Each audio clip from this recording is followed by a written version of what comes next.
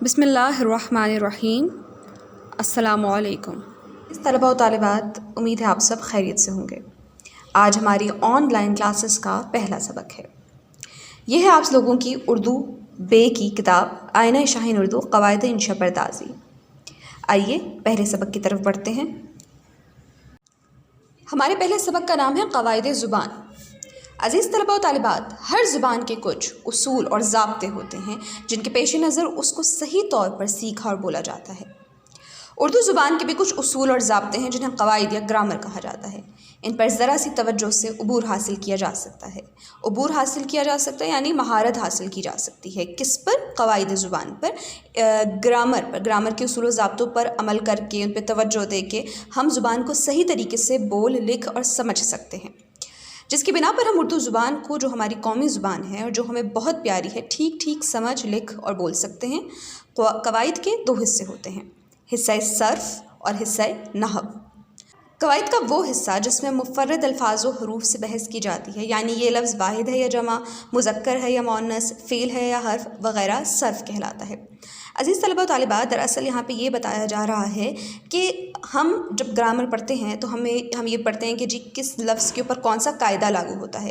لفظ قواعد کی روز اکثر آپ کو امتحانات میں، پیپرز میں اس طرح کے MCQs آتے ہیں کہ فلاں لفظ قواعد کی روز سے کیا ہے، فعل ہے، حرف ہے، اسم ہے، محمل ہے، کلمہ ہے، کیا ہے، مذکر لفظ ہے، مؤنث لفظ ہے، مترادف الفاظ کی فہرست کون سی ہے۔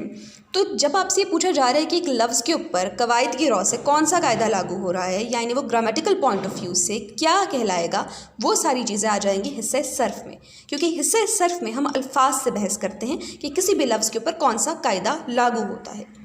جبکہ قواعد کا وہ حصہ جس میں مرکب جملوں اور عبارتوں سے بحث کی جاتی ہے، جن سے تمام جملوں اور عبارتوں کا باہمی تعلق یا لگاؤ معلوم ہوتا ہے، نحو کہلاتا ہے۔ نحو کہلاتے ہیں، مراد یہاں پہ بات ہو رہی ہے مرکب جملوں اور عبارتوں کی۔ اب جیسے ہمارے پاس جملوں کی بھی قسمیں ہیں، جملہ اسمیہ ہے، جملہ خبریہ ہے، منفی ہے، مثبت ہے، استفہامیہ ہے، یعنی فلاں جملے کے اوپر کون سا قاعدہ لاگو ہو رہا ہے، یہ تمام بحث کی جاتی ہے، یعنی تمام چیزیں پڑھی جاتی ہیں حصہ نحو میں۔ تو قواعد کے دو حصے ہیں، حصہ صرف اور حصہ نحو۔ ایک میں الفاظ سے بحث کی جا رہی ہے اور ایک میں جملوں سے۔ ٹھیک، آئیے آگے بڑھتے ہیں حرف کی طرف۔ کوئی بھی زبان اپنے حروف سے شروع ہوتی ہے، ٹھیک ہے؟ کسی بھی زبان کو سیکھنے سے پہلے ہم اس زبان کے جو حروف تہجی ہیں، اس کے الفابیٹس ہیں، اس کا مطالعہ کرتے ہیں۔ ہماری اردو زبان، ہماری قومی زبان کے کل 38 حروف ہیں، یعنی 38۔ اور حروف ہوتے کیا ہیں؟ حرف کیا ہوتے ہیں؟ سادہ آوازوں کو حرف کہا جاتا ہے۔ ہمارے منہ سے نکلنے والی جو آوازیں ہیں، ان میں جو سادہ آواز ہے، ہر حرف کی ایک الگ آواز ہوتی ہے، ٹھیک، ان کا یہاں پہ ذکر کیا جا رہا ہے۔ یہ مندرجہ ذیل 38 حروف ہیں ہمارے پاس، الف مدہ سے بڑی تک، ٹھیک۔ اب اس میں دو قسمیں ہیں، حروف کو دو طرح سے ہم منقسم کرتے ہیں، ایک ہوتے ہیں منقوط حروف اور ایک ہوتے ہیں غیر منقوط۔ منقوط حروف وہ ہیں جن پر نقطے آتے ہیں اور ان کی تعداد 17 ہوتی ہے، جبکہ غیر منقوط حروف کی تعداد 21 ہے۔ ان کے علاوہ 14 حروف ایسے ہیں جنہیں بھاری حروف یا دو چشمی والے حروف کہا جاتا ہے، وہ درج ذیل ہیں۔ یہ 14 حروف ہیں جن کو بھاری حروف یا دو چشمی والے حروف کہا جاتا ہے، ٹھیک۔ اور ان بھاری حروف کو ملا کر کل حروف اردو کے بن جاتے ہیں 52 حروف بن جاتے ہیں، اگر ہم حروف تہجی کو اور ان بھاری حروف کو یعنی دو چشمی والے حرف کو ملا کے پڑھیں، ٹھیک۔ آئیے آگے بڑھتے ہیں۔ حرف کے بعد دوسرا آتا ہے لفظ۔ لفظ کیا ہے؟ اگر دو یا دو سے زیادہ حروف کو ملا کر اکٹھا لکھا جائے یا پڑھا جائے تو اسے لفظ کہتے ہیں۔ مثلاً سچ ایک لفظ ہے جو دو حرفوں سین اور چ سے مل کر بنا ہے۔ اسی طرح علم کا ایک لفظ ہے، معذرت، علم ایک لفظ ہے جو 3 حروف عین، لام، میم کا مجموعہ ہے۔ جی، لفظ کے بعد آتا ہے جملہ یا فقرہ۔ 3 جملے ہمارے پاس درج ہیں، ہمیشہ سچ بولو، علم بڑی دولت ہے، آج موسم بڑا خوشگوار ہے۔ اوپر کے تینوں جملوں میں جو کچھ کہا گیا ہے وہ آسانی سے سمجھ میں آ جاتا ہے۔ دراصل عزیز طلبہ، جملہ کہا ہی اسے جاتا ہے کہ جسے پڑھ کر بات سمجھ میں آ جائے، کہنے والا جو کہنا چاہ رہا ہے سننے والے کی سمجھ میں وہ بات آئے، وہ درست جملہ یا فقرہ کہلاتا ہے، ٹھیک۔ چنانچہ الفاظ کے ایسے مجموعے کو جس کا مطلب صاف طور پر واضح ہو، سمجھ میں آ جائے، جملہ یا فقرہ کہا جائے گا۔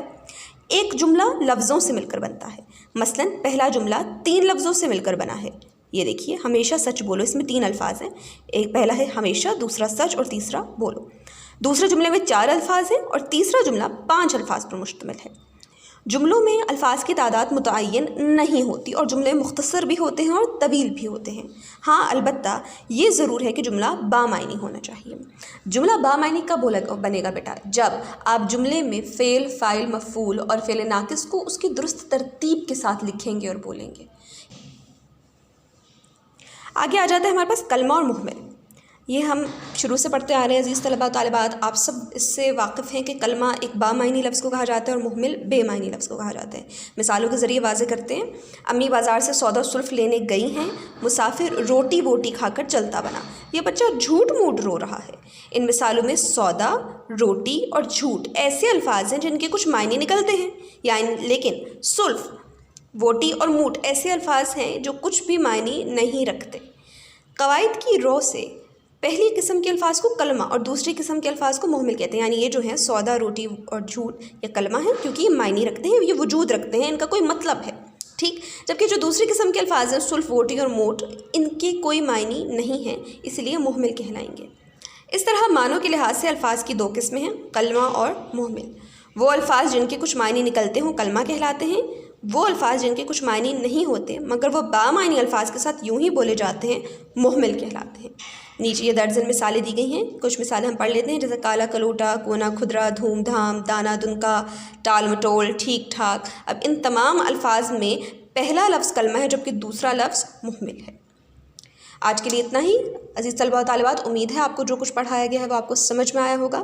اس کو ذہن نشین کیجیے، اپنا بہت خیال رکھیں۔ کل نئے سبق کے ساتھ آپ کے سامنے حاضر ہوں گے۔ اللہ حافظ۔